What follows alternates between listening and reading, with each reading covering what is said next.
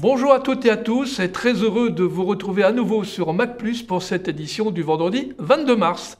Au sommaire, le Flash Info avec Hélène Ségara en concert, du théâtre, Roudon, modèle Courbet, le congrès régional des sociétés musicales et une conférence, le rattachement du Hainaut-Cambrésis à la France. Le rendez-vous découverte, les bêtises de Cambrai d'Épinois et le carillonnaire de l'Hôtel de Ville. Enfin, la Croix-Rouge de Cambrai sera notre invité de la semaine, mais tout de suite, notre Flash Info. Demain, samedi, Hélène Ségara sera au théâtre de Cambrai pour un concert exceptionnel.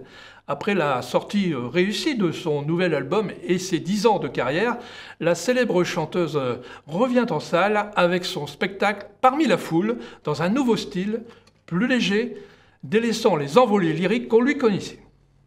Enfin du théâtre, Proudhon, modèle Courbet, une pièce où les deux monstres sacrés s'affrontent.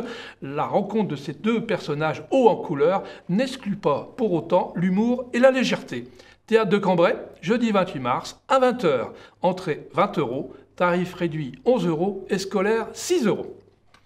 Ce week-end, la Fédération régionale des sociétés musicales tient son congrès au marché couvert. À cette occasion, l'Harmonie municipale de Cambrai donnera un concert gratuit, donc demain samedi à 18h30 au marché couvert, avec au programme une pièce exceptionnelle pour 4 tubas de Gregson. Pour terminer cette page culture, mardi 26 mars à 15h, l'Université du Temps Libre organise une conférence sur le thème « Le rattachement du Hainaut-Cambrésis à la France » par Alain Lautin, professeur honoraire à l'Université d'Artois.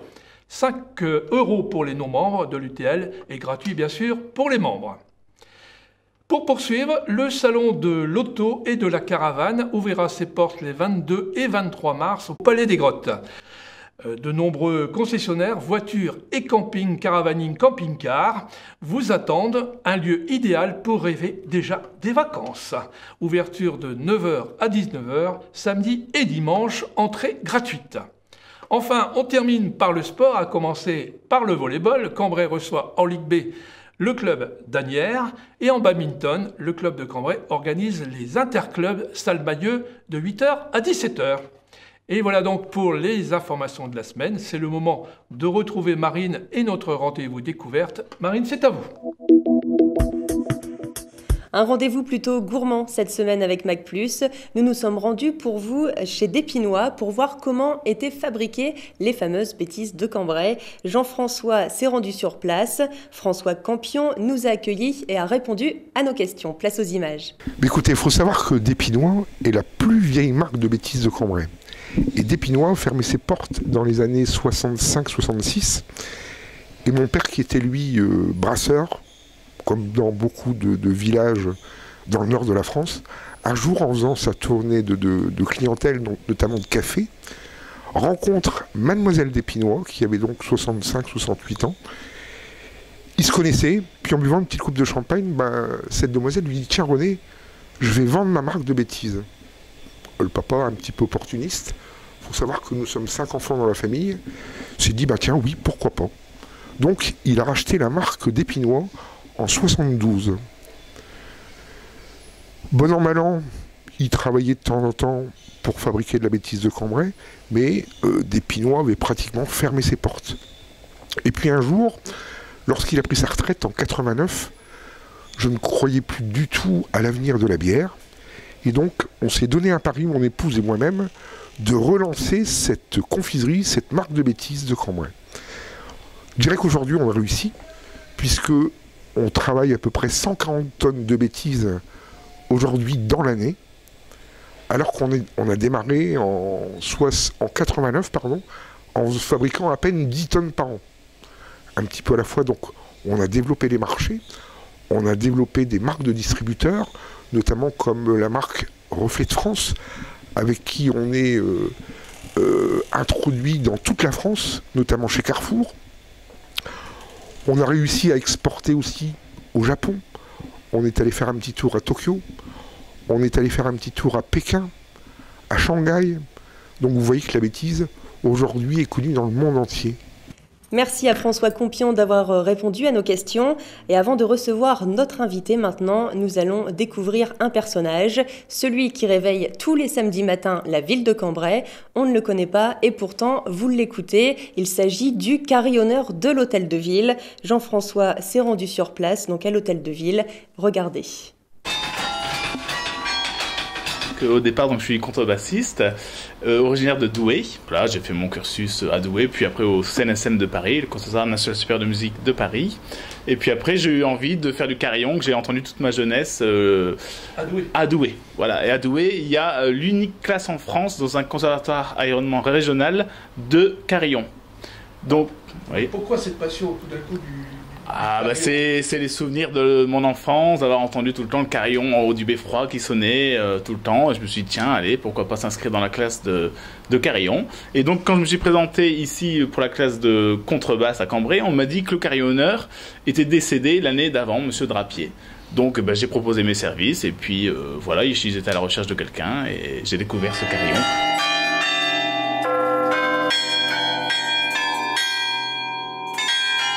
Alors, il a 31 cloches. C'est assez peu par rapport à la moyenne dans la région, sur des autres carillons. Mais bon, ça permet quand même de jouer un répertoire qui existe, quoi. Bon, 31 cloches. Le poids des cloches, ça fait à peu près 6000, un peu plus de 6000 kilos, les 31 cloches. Voilà. Et bon, il n'est pas dans un état extraordinaire, mais il a le mérite d'encore fonctionner et puis que toutes les semaines, on puisse en jouer. Donc voilà. Alors, quels sont les airs favoris? J'ai les tubes cambraisiens comme Vive Cambrai ou Martin Martine, et puis après j'ai d'autres répertoires classiques du carillon. Donc pour un musicien, ça ne doit pas être évident, puisqu'on entend fortement le bruit des touches, ou des touches au pied ou des touches à la main. Ça vous gêne pas? Alors c'est un petit peu perturbant, c'est vrai qu'on entend énormément... On entend énormément les mécaniques ici, parce que c'est vrai que ça a été fait au départ pour être entendu du bas, de la place. Donc de la place, on n'entend vraiment que les cloches. Ici, c'est un peu... Au début, j'étais vraiment perturbé, puis à force, toutes les semaines, j'entends plus finalement les mécaniques et ça se passe très bien comme ça. Mais c'est vrai que pour quelqu'un qui vient là pour la première fois, il se dit « Oh là là, mais on n'entend même pas la mélodie. » Mais bon, ça va. Alors justement, vous pensez aux Cambraisiens qui sont en bas? Oui, des fois je me dis, il faut que je m'applique, ils doivent écouter, voilà, qu'est-ce que je vais leur jouer? Bon, ils font leurs courses, ils se baladent, voilà. Leur donner un peu de gaieté. Exactement. Et puis qu'ils lèvent un peu un œil là-haut. Voilà. Et qu'ils regardent l'hôtel de ville. Voilà. Bien, merci Mathieu. Et puis on peut-être une autre fois, d'autres airs. Avec plaisir, merci. Voilà donc pour cette belle rencontre musicale que vous apprécierez sûrement autrement. Et tout de suite, nous retrouvons notre invité avec Jean-François et il s'agit cette semaine de la Croix-Rouge.